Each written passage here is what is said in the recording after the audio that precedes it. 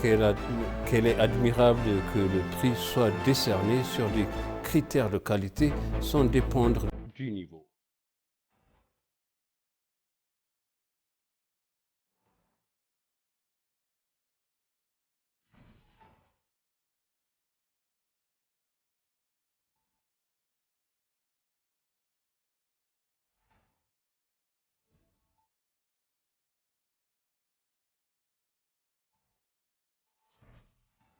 Bienvenue chers téléspectateurs sur ABC, c'est moi Zalal Mourkan avec le journal. Le Premier ministre Abiy Ahmed a inauguré et ouvert l'achèvement de la deuxième phase du projet d'embellissement de Chaggar. Lors de l'inauguration, la maire de l'administration d'Addis Abeba, Adanej Abebe, et d'autres hauts fonctionnaires et diverses parties de la capitale étaient présents. Le projet a été initié par le Premier ministre Abiy Ahmed et sous sa supervision étroite qu'il a été construite avec une qualité dans une courte laps de temps qu'il est arrivé prêt à l'emploi. L'aire de jeu pour les enfants comprend des aires de jeu conçues pour les enfants de moins de 8 ans et les adolescents et décorées de différentes couleurs. Les lieux qui sont équipés par diverses positions sonores faisant écho au son de la nature qui permettent aux enfants de développer leurs expériences de l'imaginaire et de libérer les esprits.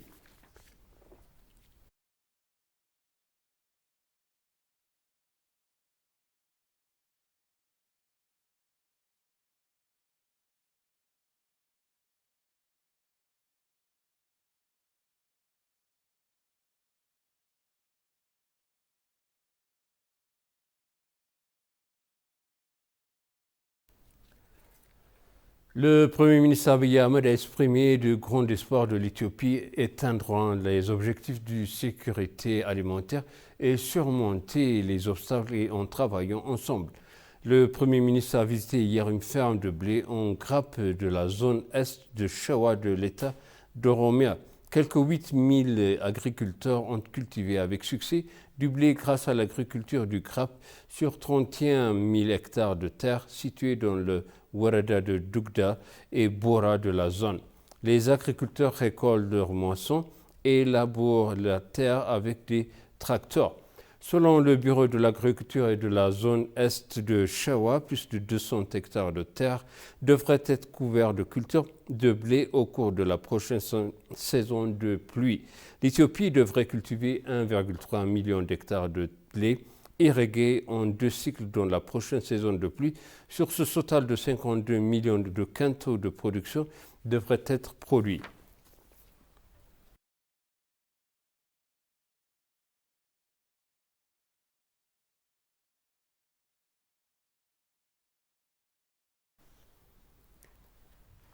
Cette année, la 9e édition du prix éthiopien de la qualité s'est tenue au Grand Palais en présence de la présidente Sahle-Work Zewde, de hauts responsables gouvernementaux et d'autres invités.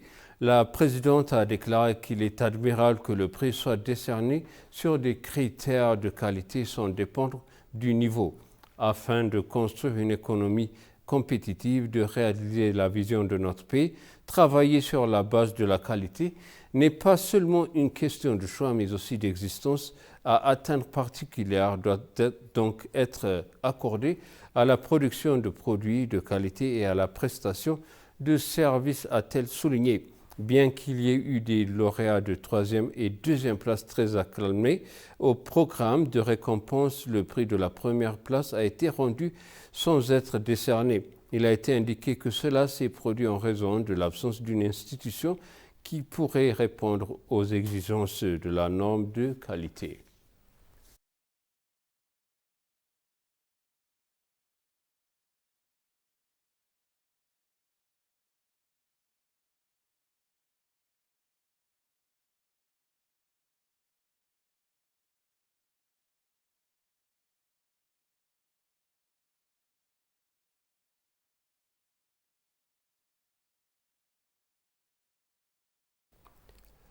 Les dirigeants africains ont été exhortés à se concentrer sur l'autonomisation des jeunes pour qu'ils libèrent des potentiels et déterminant l'avenir du continent.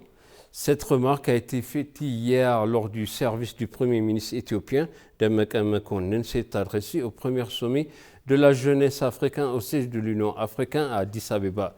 La Commission de l'Union africaine a pour sa part exprimé son engagement à exploiter le potentiel de la jeune pour réaliser les visions du continent. Le vice-premier ministre et ministre des Affaires étrangères Demeke Mekonnen a déclaré que la jeunesse africaine possède un immense potentiel pour déterminer l'avenir du continent. La vice-présidente de la Commission de l'Union africaine, Dr Monique Ntazambagaounwa, a pour sa part déclaré que la Commission s'est également engagée à exploiter le potentiel de la jeunesse pour réaliser des visions du continent. Le prix du panafricanisme sera également remis par le Premier ministre Abiy Ahmed à ceux qui ont contribué à la promotion de la vision du panafricanisme.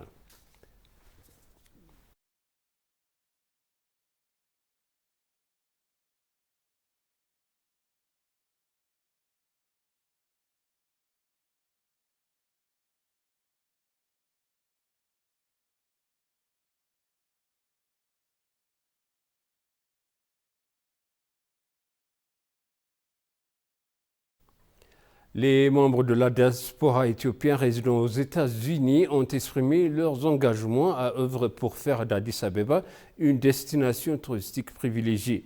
Cette remarque a été faite samedi lorsque la maire de la ville d'Addis Abeba, Adanecha Abebe, a tenu une réunion avec la diaspora éthiopienne à Washington, D.C. Le projet décentralisé de compostage et de recyclage des déchets de la ville d'Addis Abeba a remporté mercredi les C40 Cité Bloomberg Philanthropy Awards qui sont tenus à Buenos Aires, en Argentine. Au cours de la discussion, les membres de la diaspora ont exprimé leur joie d'Addis Abeba et remporté le prix du Parc de Milan 2022 à Rio de Janeiro au Brésil et le prix de C40 City of the World à Buenos Aires aux Argentines.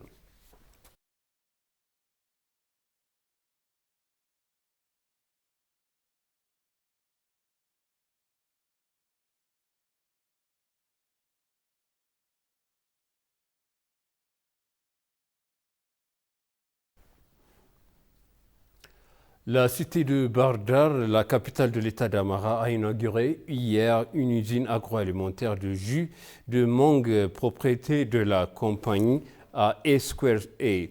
L'usine a été créée avec un capital de plus de 200 millions de birrs qui a été indiqué qu'elle a la capacité de produire 112 000 litres de jus par jour et 600 000 litres de jus par an. Selon le ministère des Choses chargé du commerce et de l'intégration des régionales, Ndalo Mekonnen, ces usines sont massives pour renforcer les efforts déployés par l'Éthiopie pour devenir membre de l'Organisation mondiale du commerce. Ama Malkamou, PDG de A-Square-A, a déclaré que lorsque l'usine sera pleinement opérationnelle, elle a créé des opportunités d'emploi pour 1900 citoyens. Lors de la cérémonie inaugurale, il a été indiqué que 3 442 industries engagées dans 4 secteurs dans l'État d'Amara ont créé des opportunités d'emploi pour plus de 39 000 jeunes.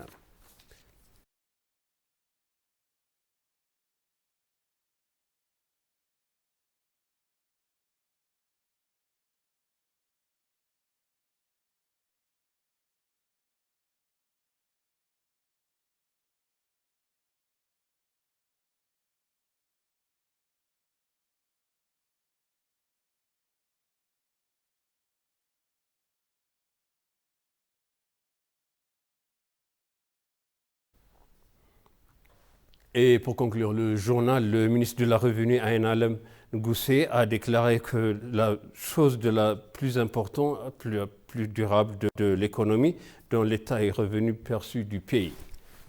Lors de l'évaluation du performance du premier trimestre de l'exercice 2015, de l'Institut de la ministre a indiqué que malgré les diverses ressources de revenus étrangers, les revenus perçus du pays seront d'une grande aide pour une croissance économique durable. Au premier trimestre de 2015, il a été prévu que collecter 95 milliards de 844,36 millions de birrs pour provenance de l'impôt intérieur du commerce d'exportation et des taxes qui a été mentionné que plus de 93,3 milliards de birrs a été collecté, soit 98,7% du plan. Selon les informations que nous avons obtenues sur le site web des médias sociaux du ministère, ils ont appelé des contribuables et les parties prenantes pour coopérer avec l'institution pour réaliser le plan pour le reste de l'exercice.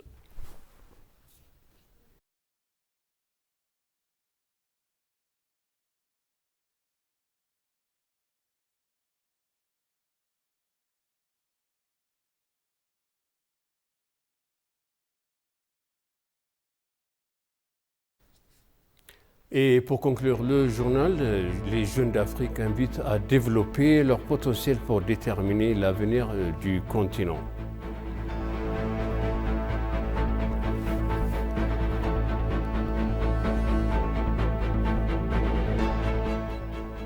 La présidence Salomon Zodé a déclaré qu'il est admirable que le prix soit décerné sur des critères de qualité sans dépendre au niveau.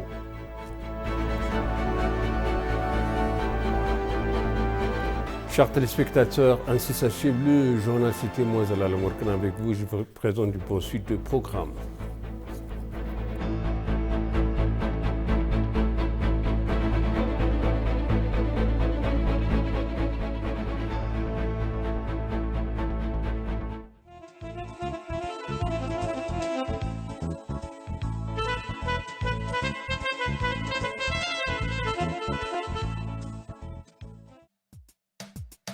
Tararanga, so give no panic. Hune, hune, ooh. Black Lion, from Western Ethiopia, Gambela. L'État régional national de Gambela est l'une des 11 régions administratives. L'État régional national de Gambela est situé dans la partie sud-ouest de l'Éthiopie et borde deux autres régions, Oromia au nord et à l'est, l'État régional des nations, nationalités et peuples du Sud. Au sud-ouest, les pays du Soudan. L'État régional national du peuple de Gambela en Éthiopie est une région de faible altitude environ la taille de Rwanda, située le long de la frontière soudanaise dans le sud-ouest du pays. Il a une population ethniquement diversifiée, estimée à peu près 220 000 personnes. 5 groupes ethniques se considèrent comme indigènes dans la région de Gambela: les Anouak, les Nuer, les Majankres, les Opo et les Komo. Les Nuer et les Anouak sont les deux plus grands groupes de la région.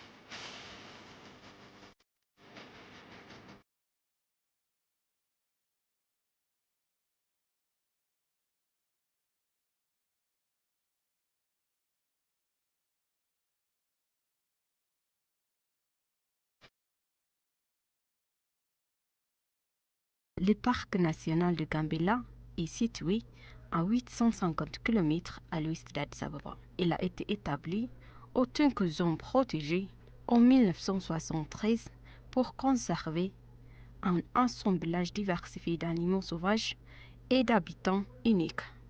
Bien qu'il ne se trouve pas techniquement dans la vallée du Rift, le parc national du Gambela se trouve le long d'un autre fleuve important du pays, le rivière Baho.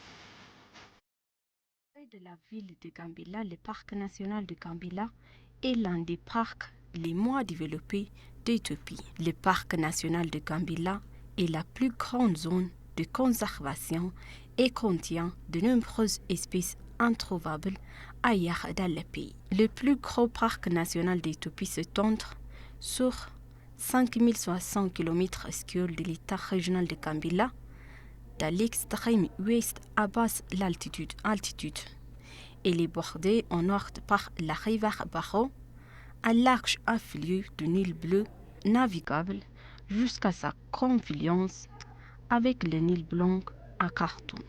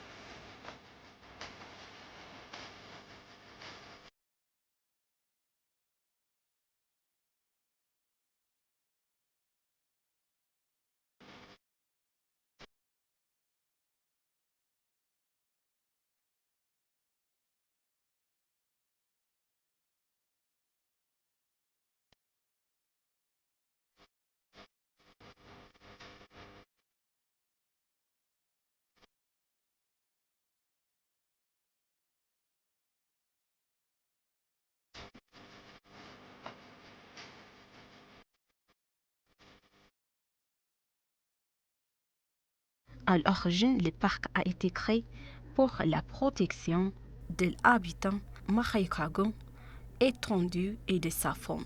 Situé sur le système fluvial d'Akobo, il abrite plusieurs espèces sauvages introuvables ailleurs en Éthiopie. Les rives du Baro sont riches en oiseaux et donnent ainsi aux visiteurs un avantage supplémentaire.